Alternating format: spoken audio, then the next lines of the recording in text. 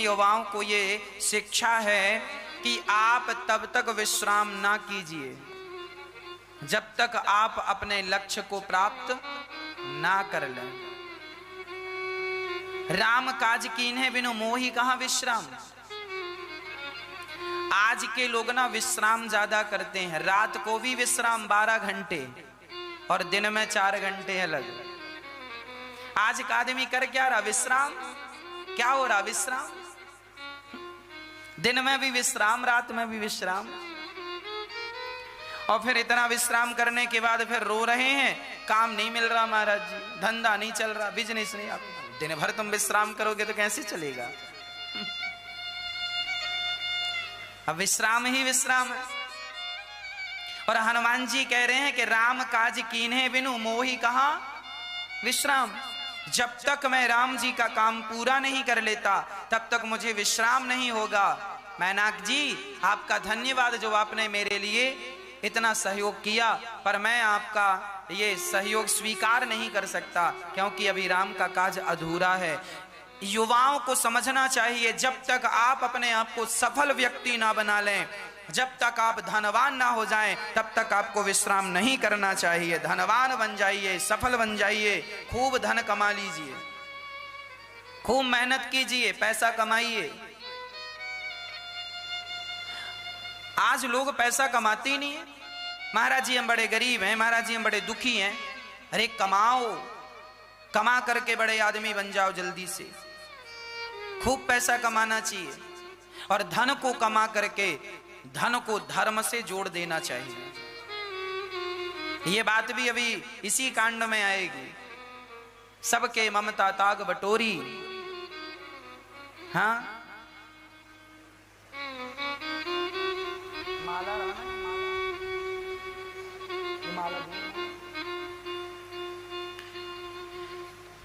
देखो वो चौपाई बाद में आएगी, पर मैं उसका अर्थ अभी समझा दूं आपको ताकि आपको स्पष्ट हो जाए। ये क्या है बताओ? क्या है ये? माला, हार।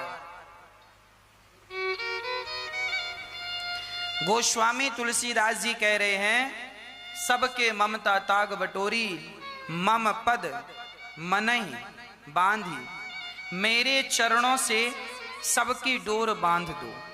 गोस्वामी जी कहते हैं जैसे ये हार है, जैसे ये माला है, देखो इसमें कितने सारे पुष्प गूथे हुए हैं। ये वाला इतने, यदि मैं गिनूं तो लगभग इसमें कम से कम 500 पुष्प से ज्यादा ही होंगे। 500 हैं पर एक धागे में है। पुष्प तो 500 है मेरी माँ, पर धागा कितना है? एक। उसी प्रकार तुम भी अपने परिवार की एक माला बनाओ। पत्नी को गूथो, पुत्र को गूथो, पिता को, माँ को, अपने आप को, सबको गूथ करके एक सुंदर सा हार बना दो और पूरे परिवार को माला बनाकर, हार बनाकर और ठाकुर जी के चरणों में चढ़ा दो। प्रभु हम सारा परिवार माला की तरह आपके श्री चरणों में चढ़ रहे हैं। यही है समर्पण। इसी से होगी आपकी और हमारी जीत।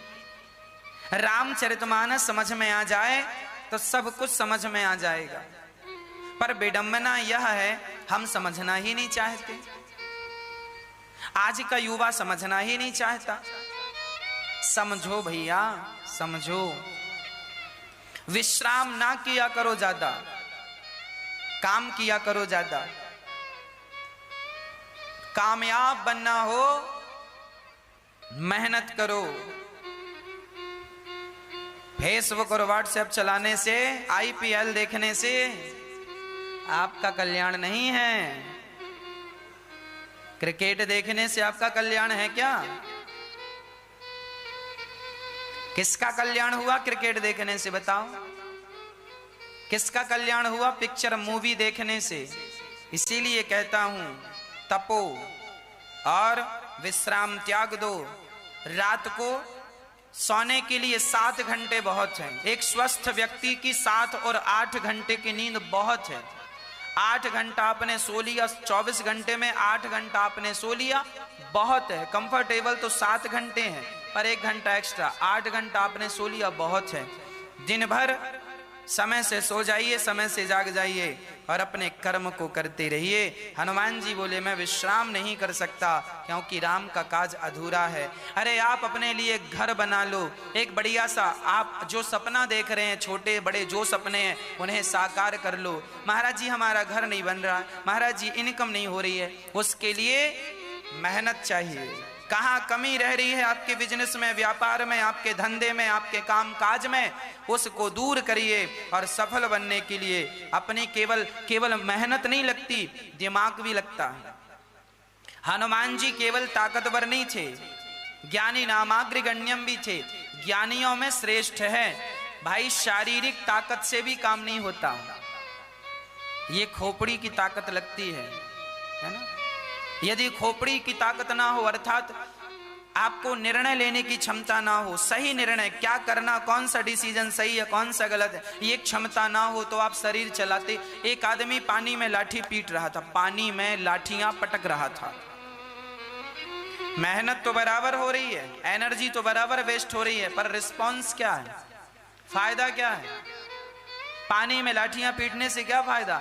आजकल के लोग भी मेहनत तो कर रहे हैं पर गलत दिशा में मेहनत कर रहे हैं, इसलिए वो कामयाब नहीं हो पाते। सही दिशा में मेहनत करोगे तो कामयाबी मिलेगी, नहीं तो मेहनत भी पूरी हो जाएगी, कामयाबी भी नहीं मिलेगी। इसीलिए केवल शरीर का स्वस्थ होना जरूरी नहीं है, आपका मानसिक विकास भी जरूरी है, ये खोपड़ी का विकास जरूरी है। इसीलिए कहा करता हूं कि आप शास्त्रों को पढ़ें, उनको सही ढंग से समझें। शास्त्रों को पढ़ने से समझने से ना हमारी बुद्धि विकसित होती है। वेद पुराण क्यों पढ़े जाते हैं? वेद पुराण पढ़ने वाला बड़ा बुद्धिमान होता है। चाणक्य बुद्धिमान थे। क्यों बुद्धिमान थे? क्योंकि वो वेद पुराण पढ़ते थे। राम जी बुद्धिमान थे क्योंकि वो वेद पुराणों का ज्ञान रखते थे। रावण भी बुद्धिमान था, रावण भी बुद्धिमान था। फर्क कितना है, रावण अपने चरित्र से गिर गया, बाकी रावण में कोई कमी नहीं थी, बस एक मिस्टेक कर दी उसने। शरण में चला जाता तो काम हो जाता, पर नहीं माना नहीं किसी की। युवाओं, अब हनुमान जी आगे गए तो वहां पर एक राक्षसी आके बैठ गई, देवताओं की सुरसा नाम की एक स्त्री। देवताओं ने भेजा परीक्षण करने, बड़ा मुंह फाड़ करके बैठ गई। हनुमान जी आए, कौन है आप? मैं खा जाऊंगी तुझे। अब हनुमान जी बोले मैया मत खाओ, खाने के लिए अन्न है और आप हमें खा रही हो। बोले मैं तुम जैसों को ही खाती हूं। हनुमान जी ने कहा माँ मैं राम काज के लिए जा रहा हूं, लौट के आऊंगा तेरे मुंह में आ जाऊंगा, खा लेना भी तो छोड़, राम जी की सेवा करनी है ना। जस जस सुरसा बदन बढ़ावा, तास दून कपि रूप दिखावा। सुरसा ने अपना बहुत बड़ा मुंह फाड़ा। हनुमान जी तुरंत पवन सुत 32 भजऊं, 16 योजन की सुरसा तो 32 योजन के हनुमान जी दुगने। हनुमान जी बढ़ते गए बढ़ते गए। हनुमान जी को लगा ऐसे तो समाधान होगा नहीं, ये 32 की हुई तो हनुमान जी आगे, वो इतने की हुई। हनुमान जी बढ़ते गए, बढ़ते क्रम में हनुमान जी को लगा ऐसे काम नहीं होगा। हनुमान जी देखिए बड़े चतुर हैं, समझदार हैं, अपने काम को करने में बिल्कुल निपुण है, परफेक्ट।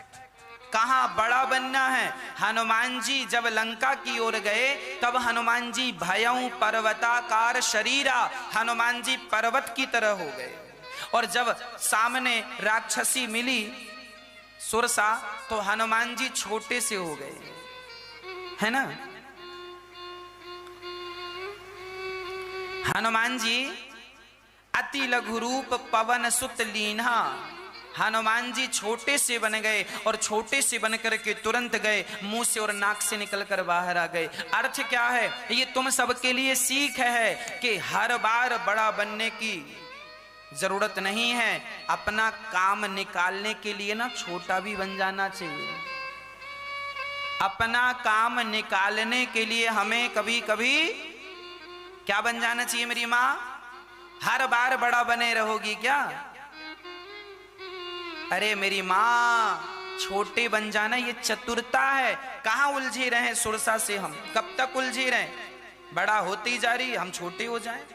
जब तुम्हारे ससुर जी, जब तुम्हारे पति जी, जब तुम्हारे पति कह रहे हैं हमारी तो कोई गलती है ही नहीं, हमने तो गलती की ही नहीं, तो पत्नी कोई जरा छोटा बन जाना चाहिए, चलो हमारी ही गलती, चलो सॉरी। और कभी पत्नी तैयार नहीं है झुकने को, नहीं साहब हमारी कोई गलती नहीं, हम क्यों माफी मांगे, हम क्यों, अच्छा चल भाग्यवान मैं गलती किया हूं, क्षमा। क्यों बात का तुम बदंगड़ बना रहे हो, क्यों बढ़ा रहे हो? छोटा, हनुमान जी बिल्कुल सुलझे हुए व्यक्ति हैं, हनुमान जी बिल्कुल सुलझे हुए, और आप लोग ना उलझते हैं। सास ने कोई बात कह दी तो बहू ने झट से पकड़ ली, सास ने ऐसा कहा, और बहू ने कोई बात कह दी तो सास ने पकड़ ली, और पति ने कोई बात कह दी तो पत्नी पकड़े बैठी है, और पत्नी ने कोई बात कह दी पति। मतलब तुम लोग सुलझे हुए नहीं हो, जबरदस्ती उलझ रहे हो। इतनी इतनी सी बातों को लेके आपके घर में 4-4 दिन तक गर्मा गर्मी रहती है। हाँ या ना मैया जी? हाँ बोलो मेरी माँ। एक छोटी छोटी बातों को लेके आपके घर में 4-4, 5-5 दिन तक गर्मा गर्मी रहती है कि नहीं? माहौल गर्म रहता है कि नहीं? एक दूसरे को देखते भी नहीं है। कई बार तो घरों में एक दिन तक कोई घर में खाना नहीं खाता, बाहर से खा के आ जाते हैं, नहीं खाएंगे अब तुम्हारे हाथ का, नहीं, गुस्सा। इनको समझाओ सुंदरकांड पढ़ा करें, हाँ? वो केवल रटा ना करें, रट लिया रट्टू तोता। ये देखो क्या लिखा है, हनुमान जी इतने कार्य कुशल व्यक्ति हैं कि लंका गए तो बड़े बनकर नहीं गए, बड़े बनकर गए तो बड़े बनकर थे, पर जहां जरूरत पड़ी तो हनुमान जी, हाँ ये तुम गृहस्थियों के लिए बढ़िया संजीवनी है। तुम भी अपना काम निकालने को ना छोटे बन जाया करो,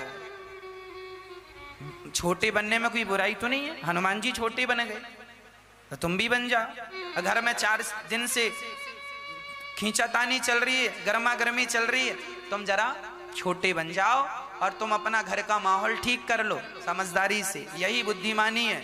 और लड़ना झगड़ना कोई बुद्धिमानी नहीं है। लड़ने झगड़ने वालों को लोग कहते हैं मूर्खों का घर है। हाँ? जरा समझदारी से रहा करो, सुंदरकांड पढ़ा करो। अब हनुमान जी, अब देखो सुरसा कह रही है,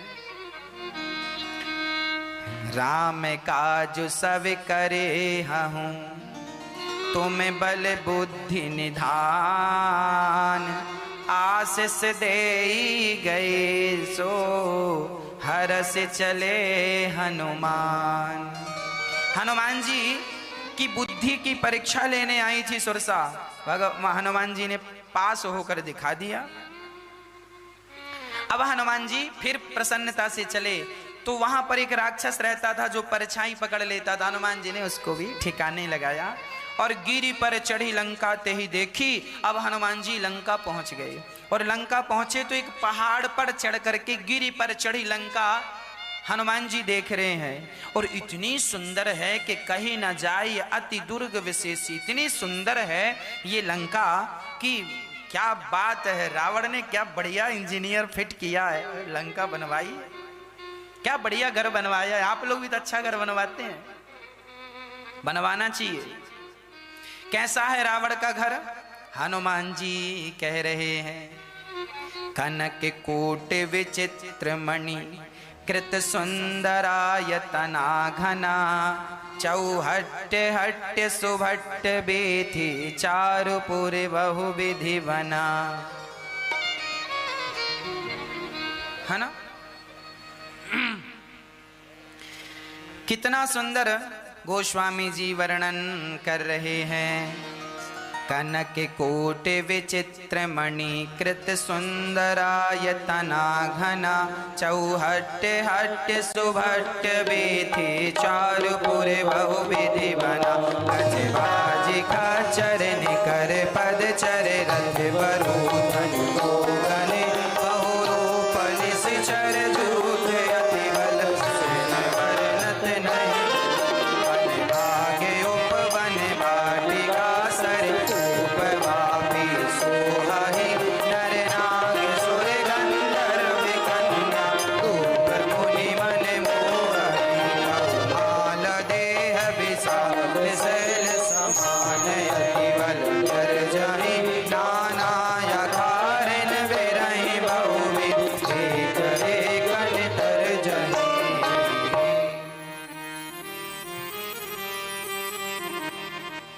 कितना सुंदर लंकापुरी का यहाँ वर्णन है। लंका कितनी सुंदर, वन बाग उपवन। लंका में क्या क्या था? सोने के खंबे थे, हीरे मोती के खंबे थे, सोने की, कनक कहते हैं सोना। तो यहां पर लिखा है कनक कोट विचित्र मणि, विचित्र प्रकार, सुंदर से सुंदर मणियां, विचित्र मणि कृत सुंदरायतना घना, सुंदरता की खान है ये लंका। चारों तरफ सुंदरता, आगे भी गार्डन दे रखा है रावण ने, पीछे भी गार्डन दे रखा है। क्या क्या? वन बाग उपवन वाटिका सरकूप वापी सोहहि, नर नाग सुर गंधर्व कन्या रूप मुनि मन मोहहि। सुंदर सी नदी तालाब अर्थात वन बाग उपवन बगीचे फुलवारी तालाब कुएं और सुंदर ढंग से रावण ने बनवा रखे हैं। सबके पानी की व्यवस्था, सबके लिए छाया, पेड़ों की छाया, हाँ सब प्रकार से रावण ने मेंटेन कर रखी है। मेंटेन खर्च बहुत उठाता होगा, मेंटेनेंस बड़ा है रावण का। खूब आनंद से सजा रखा है लंका को। साफ सफाई रखना चाहिए। आप लोगों को भी ना रावण से ही सीख लो, आप किसी और से, रावण से ही सीख लो। साफ सफाई रखना चाहिए। रावण की लंका बड़ी सुंदर थी, देखो यहाँ वर्णन है। आप लोग भी अपने घर को जरा साफ सुथरा रखा करो, बिल्कुल साफ सुथरा होना चाहिए। कोई भी चीज कहीं भी ना डाल दो। कहीं एक जूता यहाँ पड़ा है, एक चप्पल यहाँ पड़ी है, पैंट यहाँ पड़ा है, शर्ट यहाँ पड़ी है, भोजन की थाली यहाँ पड़ी है, कटोरी वहां पड़ी है। अरे राम राम राम, तुम्हारे घर में लक्ष्मी माँ थोड़ी रहेंगी। साफ सफाई रखा करो। घर में स्वच्छता होनी चाहिए। घर साफ सुथरा होता है ना, उस घर में लक्ष्मी माँ अन्नपूर्णा का सबका वास होता है। हाँ, अब भोजन आपने किया, थालियां पड़ी हैं, मक्खियां वहां नाच रही हैं, ऐसा नहीं है। व्यवस्थित होना चाहिए हर चीज। साफ सफाई का विशेष ख्याल रखना चाहिए, बहुत ज्यादा। अब हनुमान जी देख रहे हैं, पूरे रखवारे देखे बहु कप मन कीन विचार, अति लघु रूप धरौन से नगर करऊं पैसा। हनुमान जी विदेश गए हैं, लंका विदेश थी, है ना। और जब विदेश जाओ, परदेश जाओ, यहाँ भी संदेश सूचना है हनुमान जी की तरफ, जब भी अपने घर से परदेश जाओ तो परदेश जाया करो ना तो बड़े बन के ना, तुम्हारा बड़प्पन, तुम बाबूजी हो, घर पे ही रहो बाबूजी, महारानी हो सो घर पे ही रहो। परदेश में जा रही हो, परदेश में जा रहे हो तो बड़े बन कर ना जाना। छोटे हनुमान जी देखो क्या ले, अति लघु रूप धरऊं निसी नगर करऊं पैसार। हनुमान जी कह रहे हैं कि लंका आए हैं, विदेश है, अब दूसरों के देश में आए हैं तो जरा छोटे बन के ही रहें। आप भी जब परदेश जाया करो ना तो छोटे बन के, है ना। कोई कुछ कह दे तो ज्यादा बोलने की जरूरत नहीं है। अरे हो सकता है वो उसका गढ़ हो, तुम ज्यादा होशियार बन रहे हो, दो चारों को बुला के पिटवा दे तुम्हें, तो तुम क्या कर लोगे। इसीलिए पर देखो ये भी नीतियां हैं, राजनीति, कूटनीति, अर्थनीति, सब नीतियां हैं। कहां जाएं तो कैसा विवाह। देखो कहते हैं ना, घर का कुत्ता, गांव का कुत्ता गांव में शेर रहता, और दूसरे गांव में जाए कहीं कहीं करके भागता है। मोहल्ले का कुत्ता अपने आप को शेर से कम नहीं समझता। हाँ, वो मोहल्ले का है, घर का कुत्ता है, शेर समझेगा। ऐसी आप जरा इस बात का ध्यान रखा करो। आप शेर हैं अपने घर के, अपने गांव के, अपने मोहल्ले के। जब परदेश जाया करो तो जरा विवेक से काम लिया करो। कहीं आपकी अकड़ कहीं झगड़े का कारण ना बन जाए। कई लोग ना अकड़ लेके चलते हैं, हम बड़े ये हैं, बड़े वो हैं। कई लोग रहने वाले हैं उत्तर प्रदेश के और दिल्ली में जाके कह रहे हैं, सुनो जी हमें जानते नहीं हो, हमारे तो पूरा गांव जानता है। और बड़ी, अरे तो तुम्हारा गांव जानता है, दिल्ली के लोग थोड़ी जान रहे हैं। अब दिल्ली का आदमी आके उत्तर प्रदेश में गए, साहब हमें तो पूरा मोहल्ला पहचानता, पूरा दिल्ली जानता, नाम से थर थर कांपता। अरे कांपता होगा पर ये उत्तर प्रदेश है साहब। तुम्हारे यहाँ तुम शेर हो, अच्छी बात है, होना भी चाहिए, पर यहाँ तुम्हारी शेरगिरी नहीं चलेगी। यहाँ तो हनुमान जी कह रहे हैं छोटे बन जाओ और अपना काम कर लो और काम में ध्यान दो, झगड़े लड़ाई में बिल्कुल ध्यान देने की जरूरत नहीं है। अपना काम निकाल लेना चाहिए सावधानी से, बिना लड़ाई, किसी से लड़ाई ना हो, किसी से झगड़ा ना हो, बड़ी सरलता, बड़ी सहजता से जिंदगी यापन करना चाहिए। हाँ, बिल्कुल सावधानी से। अब हनुमान जी अति लघु रूप धरऊं निसी, नगर करऊं पैसा। हनुमान जी बहुत छोटे, अब इतने छोटे हो गए, पर हनुमान जी का मन नहीं माना, तो छोटे से भी छोटे, मसक समान रूप कपिधरी। मसक कहते हैं, मसक मतलब श्रीलंका में मसक मतलब बिल्ली होता है, और हमारे यहाँ मसक मतलब मच्छर होता है ना। जैसे हम हिंदुस्तानी केला बोलते हैं, केला, अमेरिका में केला नहीं बोलते, क्या बोलते हैं?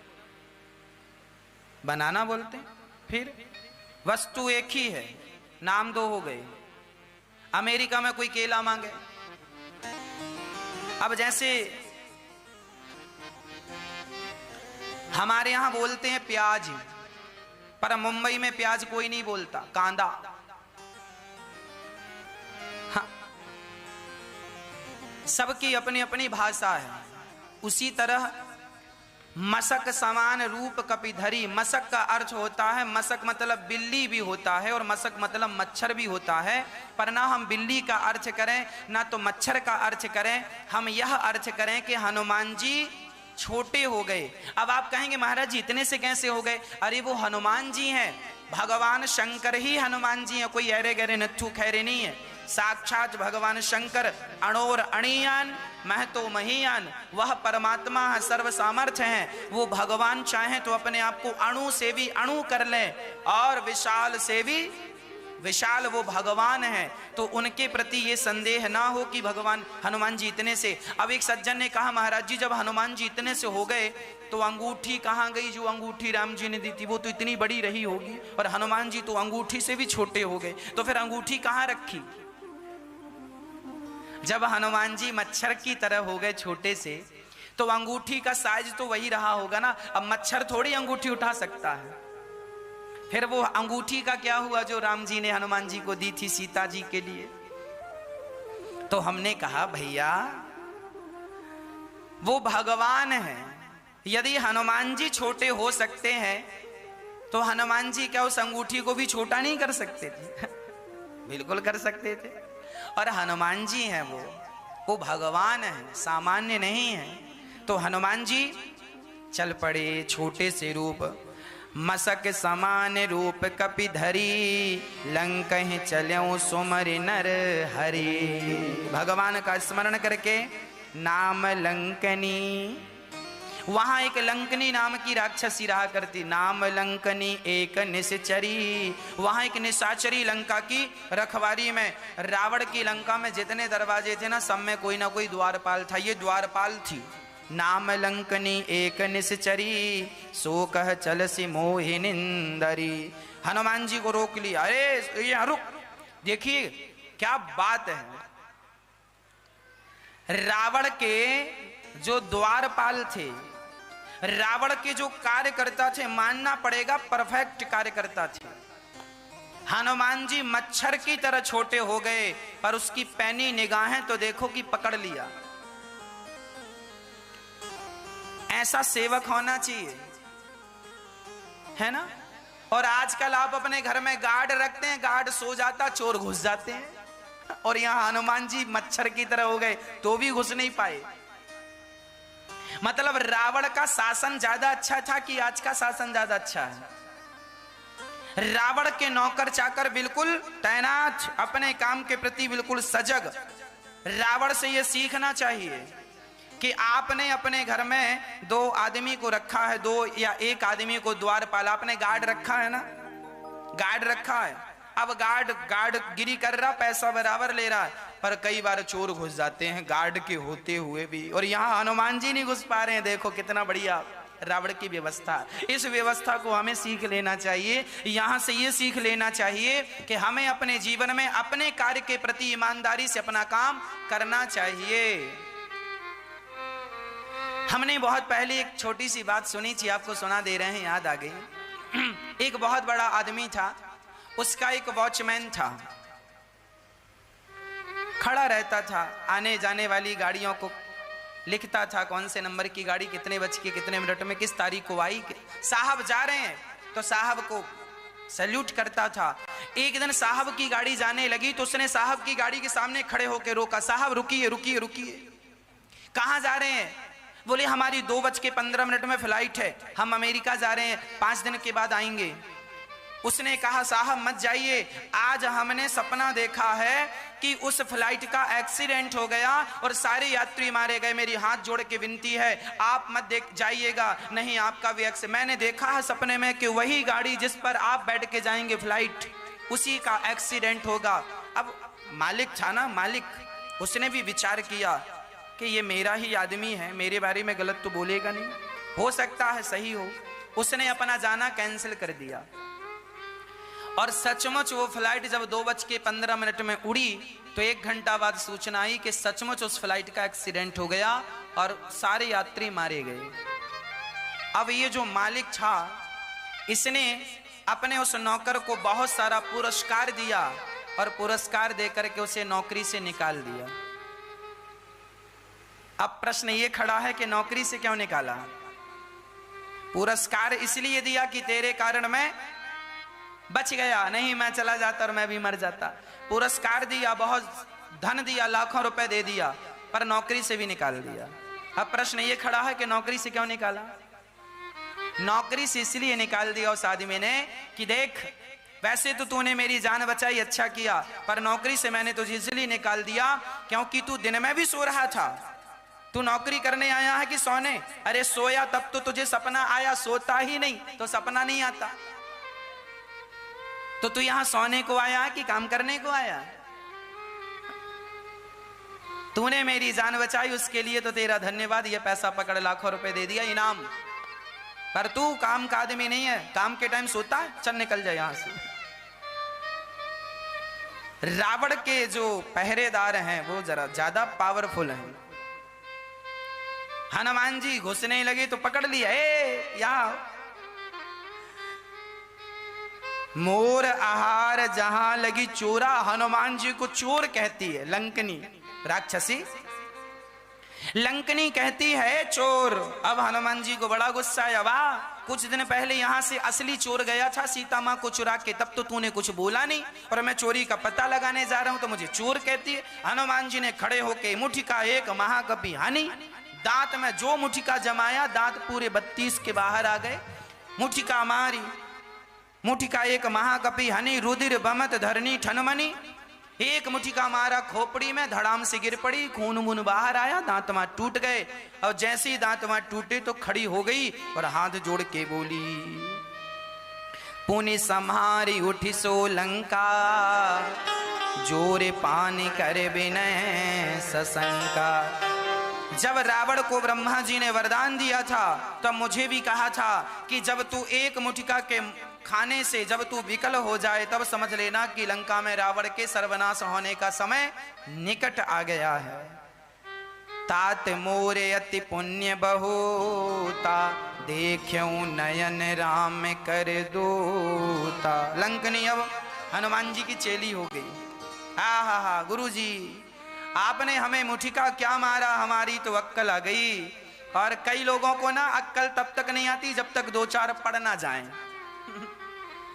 राधे की सुंदर कांड में सारी बातें सुंदर ही सुंदर हैं।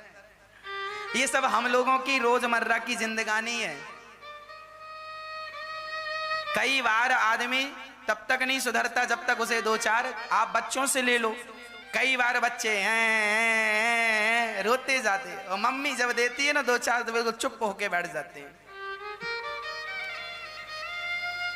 हाँ या ना? सिंपल है। कई बार मारना पड़ता, 2-4 जमाना पड़ता है। तो हनुमान जी ने सोचा कि शायद ऐसी समझ आए, पर मुट्ठी का एक मारा तो उल्टी थी, ठीक हो गई लंकनी, और अब सीधी सीधी बातें करने लग गई। हाँ जी, आपको भी आप भी पहले समझाया करो, जब कोई ना समझे तो जरा दो चार, हाँ जी, बहुत ज्यादा नहीं, हल्के हाथों से।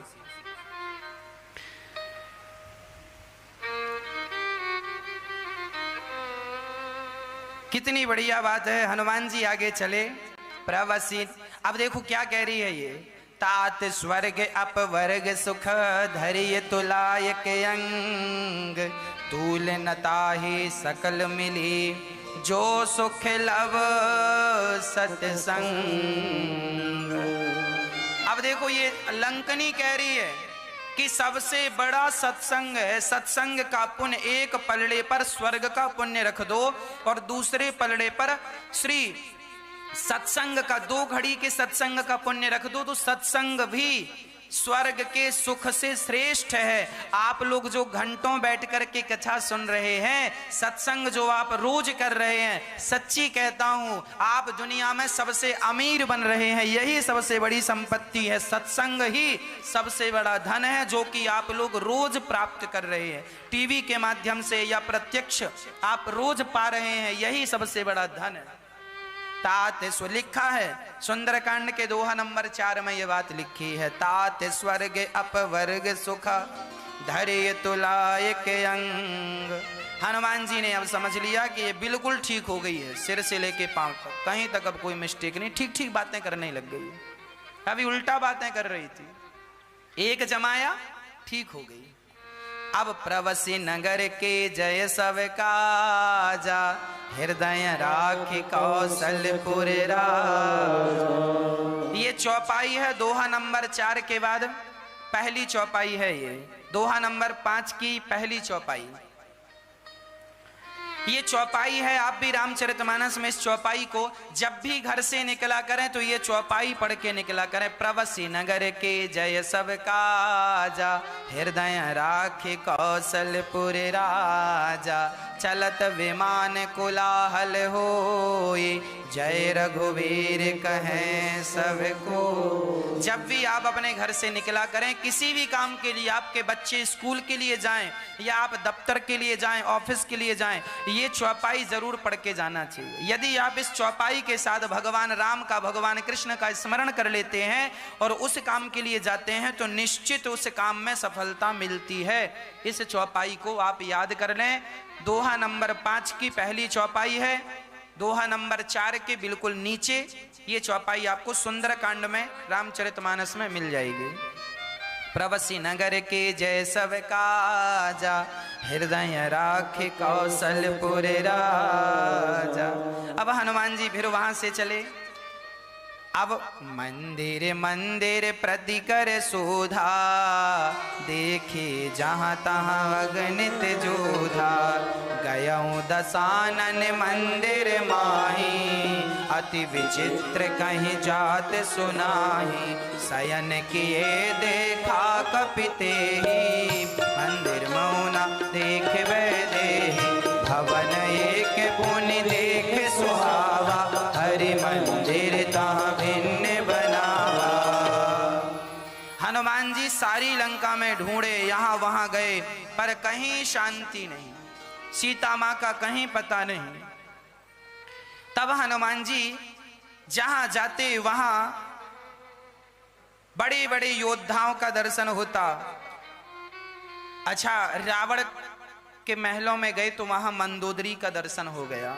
हनुमान जी थोड़ी देर के लिए मंदोदरी को देख रुक गए, स्तब्ध हो गए।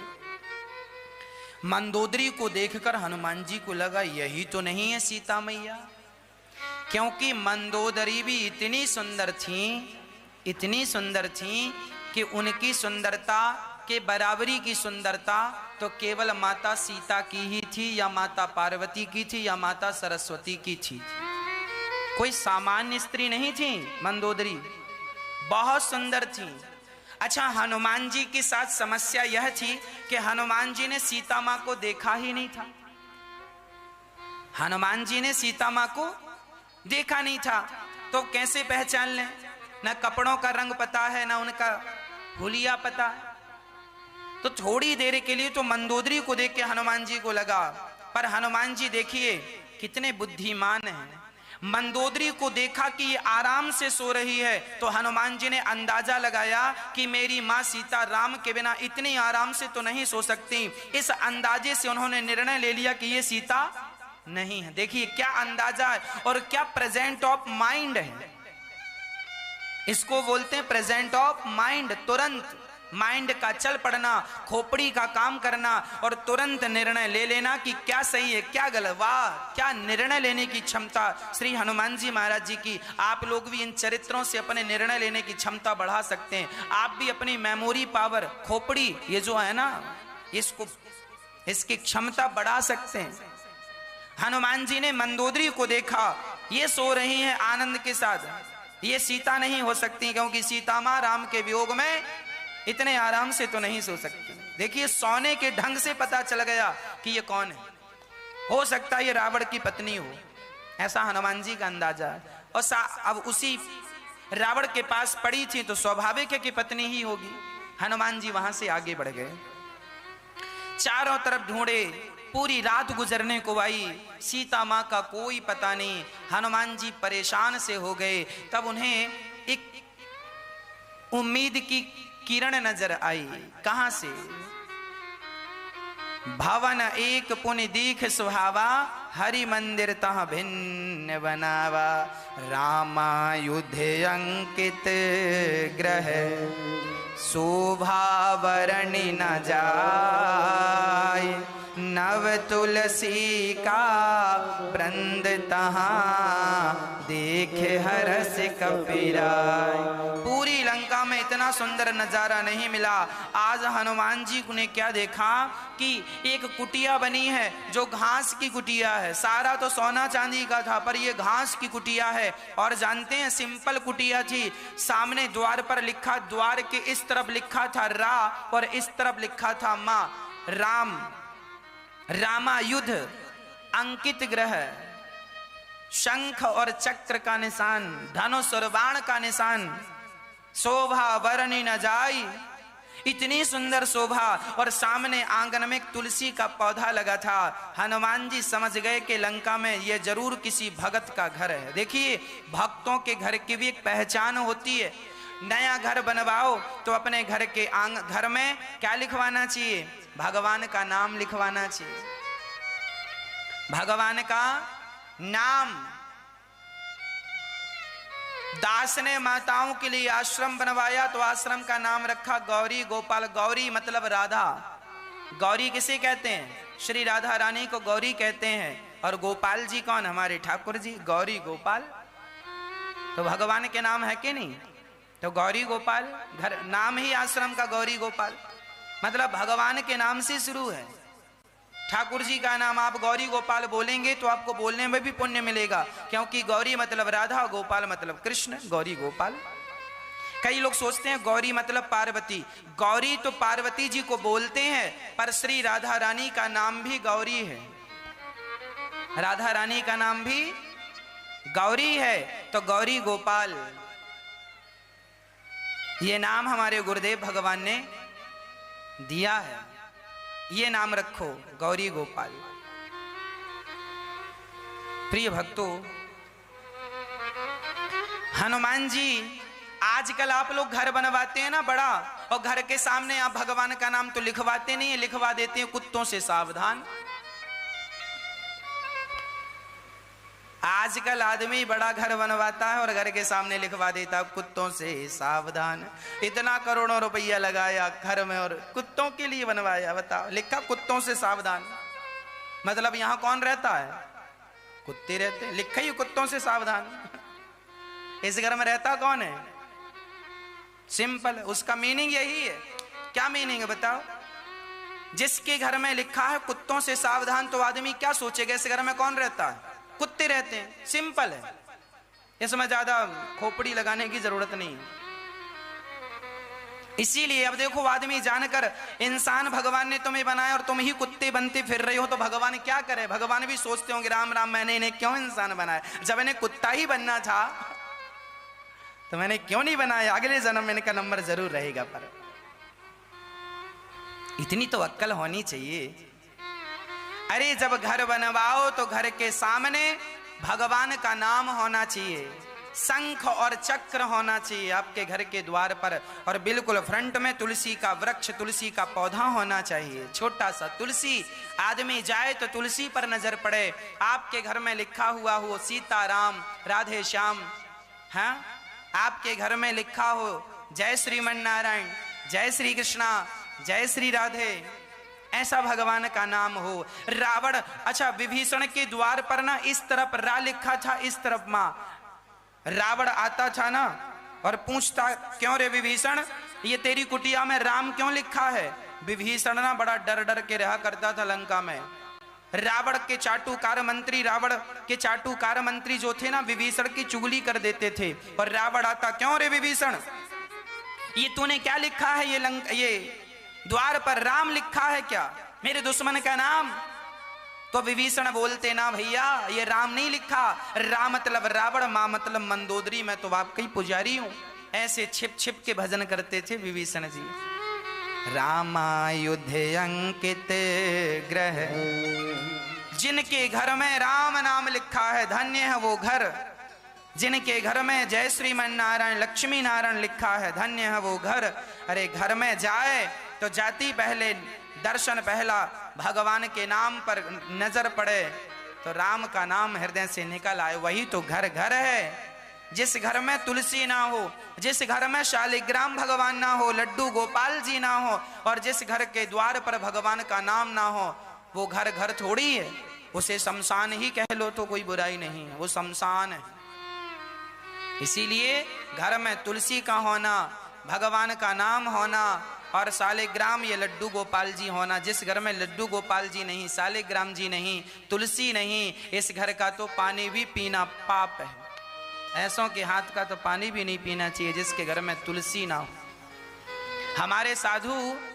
हमारे साधु जिनके गले में तुलसी की माला नहीं होती ना, उनके हाथ का पानी नहीं पीते। हमने ऐसे ऐसे संतों को देखा है, उन्हीं के हाथ का पानी पीते हैं जिनके गले में तुलसी की माला है। और याद रखना, यदि साधु, मैंने ऐसे ऐसे संतों को अपनी आंखों से देखा है कि उनके गले से यदि तुलसी की माला किसी कारणवश टूट गई है तो वो अपने गले पे हाथ रखे रहे हैं। जैसे किसी सुहागन स्त्री की कभी कभी धोखे से सारी चूड़ियां टूट जाती हैं ना, तो उस समय क्या करना चाहिए?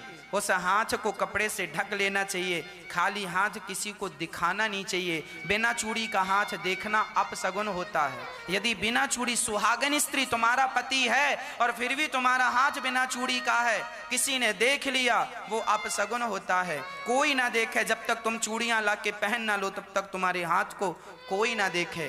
खाली हाथ, कहावत है ना, खाली हाथ भगवान दुश्मन की बेटी का भी ना दिखाएं। खाली हाथ मतलब सुहाग का उजड़ जाना। खाली हाथ कब होता है? जब सुहाग उजड़ जाता है, जब पति चला जाता है, जब पति नहीं होता उसका हाथ खाली हो जाता है। तो खाली हाथ होना अपशगुन माना जाता है सुहागन स्त्री का। उसी तरह कोई भक्त हो, उसके गले में तुलसी की माला ना हो, गिर जाए, किसी कारण से टूट जाए, तो वो अपने गर्दन में हाथ रख लेता है, कपड़े से ढक लेता है, मेरा खाली गला कोई ना देखे। और वो जल्दी से जाके दूसरी तुलसी की माला जब धारण करता, तब वो खाता है, तब वो पानी पीता है। और आपके गले में भी तुलसी की माला नहीं है तो तुम्हारे हाथ का ना खाना खाएगा ना तुम्हारे हाथ का पानी पिएगा। भक्तों के घर ही खाना खाना चाहिए। भक्तों के जो राम से जुड़े हैं वो हमारे हैं, जो राम का नहीं वो किसी काम का नहीं, है ना। तो हनुमान जी अब पहुंच गए विभीषण की कुटिया में। और विभीषण उसी समय देखिए हनुमान जी विचार करने लगे, लंका निश्चर निकर निवासा, यहाँ कहाँ सज्जन करवासा। मन महु तर्क करें कपिलागा, ते ही समय विभीषण जागा। हनुमान जी सोचने लगे, इस लंका में कोई भगत कहां से आ गया? ये तो निशाचरों की नगरी है। पर तर्क कर ही रहे थे, तभी सवेरे के 4 बज गए। और जैसे ही 4 बजे राम राम ते ही सुमिरन कीना, विभीषण जागे और जागते ही उनके मुंह से क्या निकला? राम। हाँ जी, जैसे ही आप बिस्तर से उठा करो वैसे ही आंख खुलते ही भगवान का नाम मुख से पहला निकलना चाहिए। जब हम उठते हैं ना, मैं अपनी बात बताऊं, जब हम उठते हैं तो उठते ही सबसे पहले जय श्रीमन नारायण, श्रीमन नारायण चरणौ शरणम प्रपद्ये, श्रीमते नारायणाय नमः। सबसे पहले अपनी माँ लक्ष्मी और अपने पिता नारायण लक्ष्मी नारायण का ध्यान करते हैं। क्षीर सागर में माँ भगवती चरण दबा रही हैं और शेष नांग पर शेष सैया पर नारायण विराजमान है। ये बाकी झांकी का दर्शन करते हैं। उसके बाद पृथ्वी माँ को प्रणाम करते हुए कराग्रे वस्ते लक्ष्मी, कर मध्य सरस्वती, कर मूले तो गोविंद, प्रभाते कर दर्शनम। हाँ, भगवान का चिंतन। आप भी कुछ ना आवे तो सवेरे उठ के श्री राम जय राम ही बोलने लग जाओ, श्री कृष्ण गोविंद हरे मुरारी ही बोलने, आंख खोले और बोलने लग जाओ। भगवान का नाम लेने से सब शुद्ध हो जाता है, सब पवित्र हो जाता है। सवेरे जरूर नाम, और रात को सोने के पहले भी भगवान का नाम ही लेना चाहिए। भगवान का नाम सोते लेते लेते सो जाएंगे ना तो सपने में भगवान जी आएंगे, अच्छे सपने आएंगे, नहीं तो भूत प्रेत दिखाते रहेंगे सपने में। हाँ, विभीषण जी राम राम ते सुमिरन कीन्हा, राम राम हनुमान जी समझ गए ये जरूर कोई भगत है, क्योंकि ये सब तो दिखावे का हो सकता है कि तुलसी लगा लिया, राम नाम लिख लिया, ये तो दिखावे का हो सकता है, पर सवेरे उठते ही भगवान का नाम किसी के मुंह से निकल जाए ये दिखावा नहीं हो सकता। अब हनुमान जी समझ गए, यही सन हठी करी हूं पहचानी, इसके साथ तो मैं जान पहचान। आपसे बताऊं, भक्तों से ना जान पहचान जरूर रखनी चाहिए। शराबी लोग ना शराबियों से जान पहचान रखते हैं, गंजेड़ी लोग गंजेड़ियों से जान पहचान रखते हैं, और जुआनी लोग ना जुआनियों से जान पहचान रखते हैं। भक्तों को भी भक्तों से अपनी जान पहचान रखना चाहिए। हाँ, भगवान के भक्तों को जहां बैठे वहां भगवत चर्चा, गंजेड़ियों को तो जहां बैठे वहीं गांजे की चर्चा, कहां बढ़िया वाला मिल रहा है। हाँ, शराबियों को शराब की चर्चा, कहां बढ़िया मिल रही है शराब। ऐसे ही भगवान के भक्त जहां बैठो तुम भगवत चर्चा करते रहो, कहां बैठो जहां बैठो भगवत चर्चा करते रहो। सब जगह भगवान है, उनकी चर्चा करनी चाहिए। तब हनुमान जी सोचे ये कौन है जरा देखें तो। तब हनुमान जी पंडित जी बनकर गए और विप्र रूप धरी वचन सुनाए, सुनत विभीषण उठता आए। अब हनुमान जी पंडित जी बनकर विभीषण की कुटिया में राम राम कहने लगे। तुरंत विभीषण आए, करी प्रणाम पूछी कुशलाई। विभीषण जी ने कहा सब कुशल से तो है। अच्छा, विभीषण जी इसीलिए पूछ रहे हैं क्योंकि लंका में किसी की कुशल नहीं है। आपकी तो कुशल है। हनुमान जी ने भी पूछा आपकी तो कुशल है। हाँ, विभीषण ने कहा आप कौन हैं, बताइए आप कौन हैं। कि तुम राम दीन अनुरागी, क्या आप, विभीषण बोले क्या आप राम हैं। लगता है मुझे कृपा करने के लिए मेरी लंका में आकर, मेरी कुटिया में आकर मुझे कृतार्थ करने, शायद आप राम ही तो नहीं है। तब हनुमंत कहे सब राम कथा निज नाम। अच्छा, विभीषण पूछ किस से रहे थे, हनुमान जी से। क्या पूछ रहे थे, तुम्हारा परिचय क्या है। पर हनुमान जी ने अपना परिचय नहीं दिया।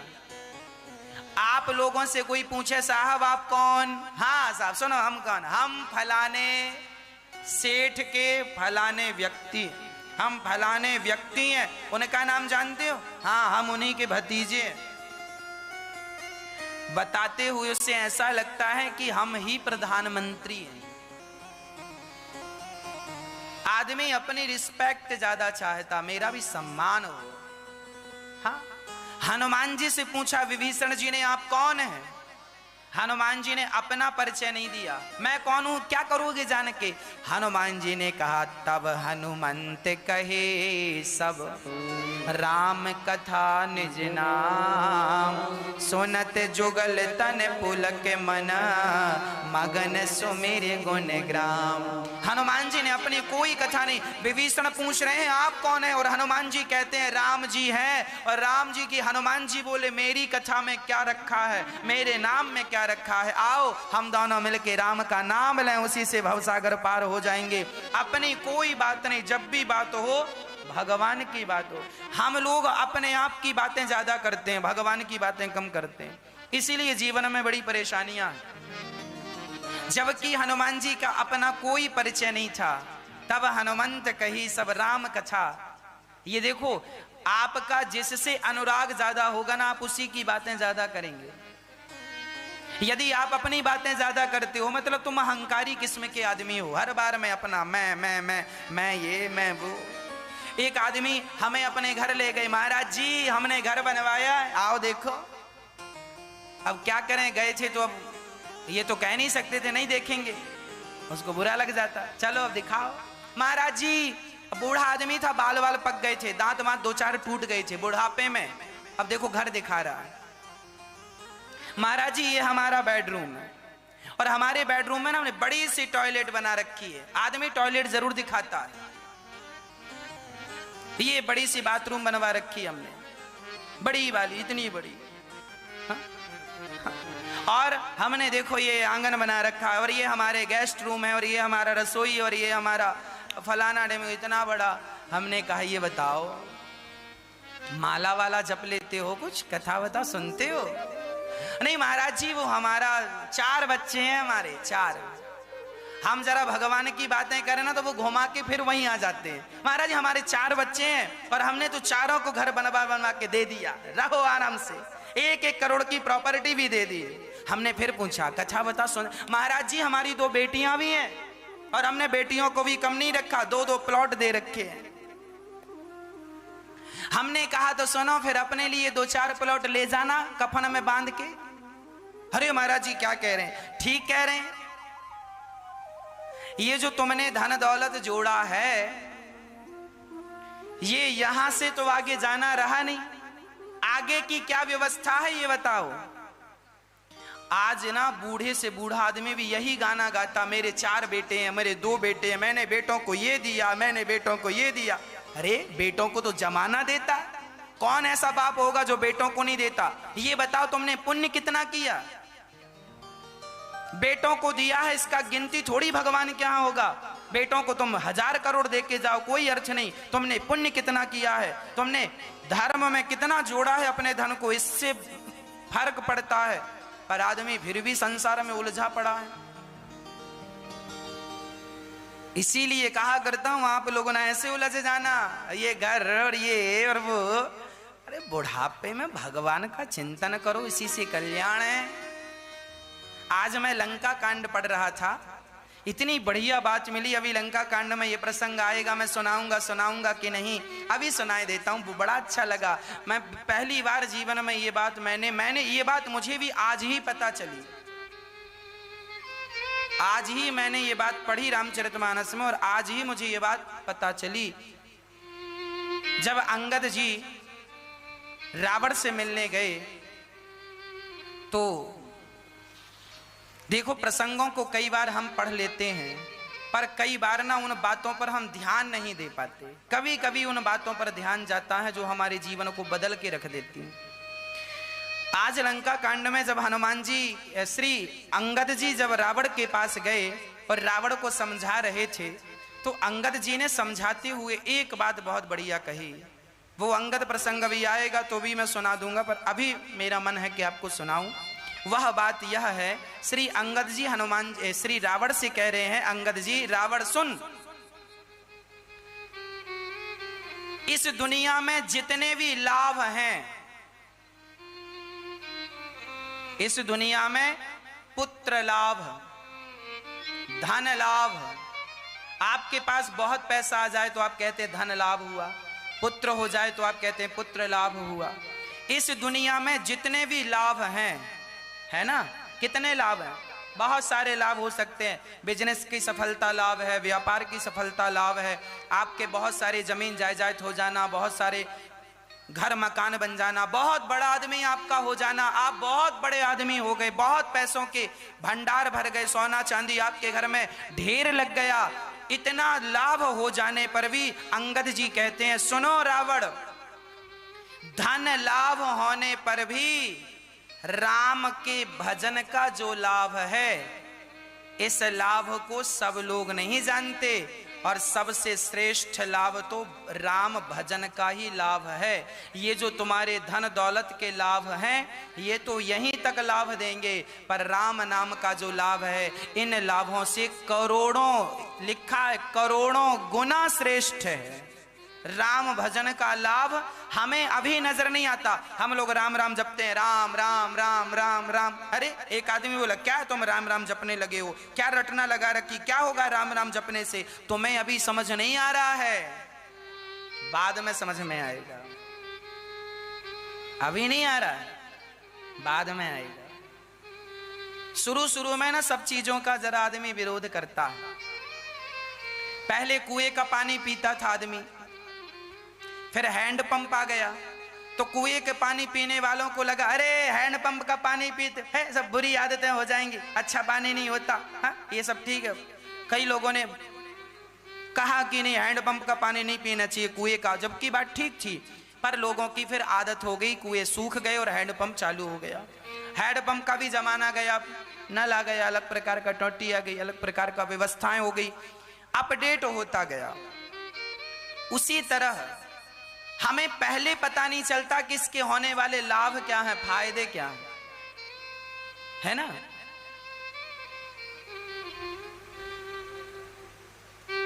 शुरू शुरू में वैक्सीन आई तो हमारे देश के कुछ लोगों ने वैक्सीन का बड़ा विरोध किया, अरे वैक्सीन लगवाने से क्या होगा, ये तो ऐसे ही है वैसे ही है। और जब कोरोना हुआ और जब मरने की नौबत आई, तब भैया कहां वैक्सीन, जरा लगा दो लगा दो लगा। हाँ, तो पहले फायदा नजर नहीं आता, जब मुसीबत आती है ना तब बेनिफिट दिखता है कि यार कर लिए होते तो ये दिन देखने ना पड़ते। उसी प्रकार अभी तुम राम नाम जप रहे हो ना, अभी तुम्हें कोई फायदा नजर नहीं आ रहा है, पर मैं विश्वास दिलाता हूं इस सृष्टि का सबसे बड़ा धन राम नाम का भजन है। इससे बड़ा लाभ कोई लाभ नहीं, सारे लाभ एक तरफ और भजन का लाभ एक तरफ। ये नाम तुम अभी जप लो, ये तुम्हारे काम आएगा आएगा आएगा, यही धन तुम्हारे। इसीलिए मीराबाई ने गाया है, पायो जी मैंने राम रतन धन पायो। राम नाम से बड़ी कोई दौलत नहीं है, कोई संपत्ति नहीं है। जोड़ लो जितनी जोड़ सको, कल को पश्चाताप करने ना बैठ जाना। हनुमान जी अपनी कोई बात नहीं कर रहे हैं, हनुमान जी सदा तब हनुमंत कहे सब राम कथा निज नाम, सुनत जुगल तन पुलक मन मगन सुमेरी गुण ग्राम। तब हनुमान जी ने बड़े प्रेम पूर्वक कथा सुनाई और विभीषण जी ने हनुमान जी को देखा, आप कौन है? मैं हनुमान हूं, राम का दास हूं। हनुमान जी कहते हैं, सुनो, विभीषण ने कहा, क्या राम जी हम पर कृपा करेंगे? हम तो लंका में रहते हैं, राक्षस कुल है, क्या हम पर भी राम जी कृपा करेंगे? ऐसा विभीषण जी ने कहा, क्योंकि हमारा तो कुलीन, कहाँ हूं कवन में परम कुलीना। अब हनुमान जी कह रहे हैं जरूर कृपा करेंगे राम जी, क्योंकि मुझ पर कृपा करते हैं। हनुमान जी बोले, तुम तो फिर भी ब्राह्मण हो, मनुष्य हो, हम तो बंदर हैं। कहाँ हूँ पवन सुत, कहाँ हूँ कवन में परम कुलीना, कपि चंचल सवहे विधीना, असमय अधम सखा सुनु मोहु पर रघुवीर, कीन्ही कृपा सुमिरे गुण भरे बिलोचन नीर।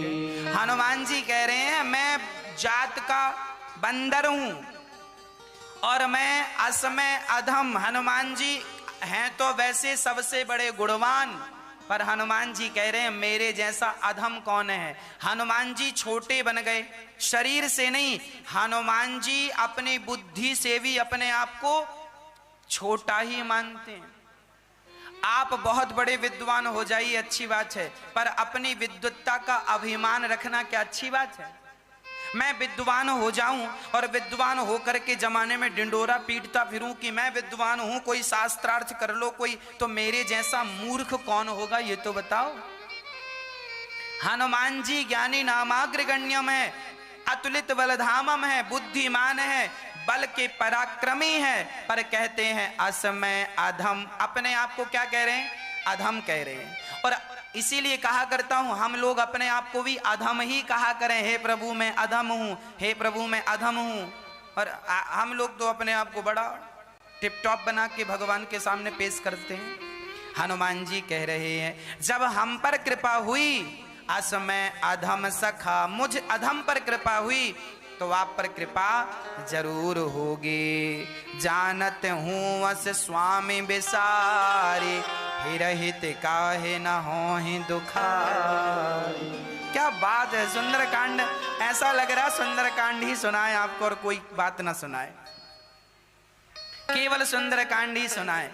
अब हम एक दो दिन आपको ना केवल सुंदरकांड की कथा सुनाएंगे, केवल सुंदरकांड। हनुमान जी एक एक चौपाई की हम व्याख्या करें तो अभी घंटों लग जाए, और 3 साढ़े 3 घंटे की पूरी कथा। इसमें अभी रावण को भी मारना है, तो कुंभकर्ण भी खड़ा है बिल्कुल मरने के लिए, उसको भी मारना है। और 3.5 घंटे में और कुंभकर्ण भी मारना है, रावण भी मारना, और मेघनाथ और खड़ा बीच में, इसको भी मारना है। और वहां से संजीवनी बूटी भी पूरा पहाड़ उठा के लाना है अभी, है ना। बड़े बड़े काम है। अब यहां व्याख्या कितनी बढ़िया, जानत हूं अस स्वामी बिसारी, फिर हित काहे न होहि दुखारी। अरे भगवान को भूल जाओगे तो क्या दुख नहीं मिलेगा? अरे सबसे बड़ा दुख क्या है? भगवान का विस्मरण ही सबसे बड़ा दुख है, और भगवान का स्मरण ही सबसे बड़ा सुख है। अब हनुमान जी विभीषण से कहते हैं बताइए कि हमारी माता कहाँ है, सीता माता कहाँ है। तब कहा कि यहाँ से अशोक वाटिका है, वहां जाइए। हनुमान जी ने विभीषण जी को प्रणाम किया, राम राम की हुई, और विभीषण वहां से, हनुमान जी वहां से चले। कहाँ गए? सीता माँ एक पेड़ की छांव में बैठे, हनुमान जी उसी पेड़ में चढ़ गए, और वहां माता सीता का वर्णन, तरु पल्लव महुरहा लुकाई, करय विचार करऊं का भाई। अब हनुमान जी वृक्षों के पत्तों में छिप गए, और वहां उसी समय रावण आ गया। और रावण आया, हनुमान जी देख रहे हैं छिप करके, और वहां रावण आया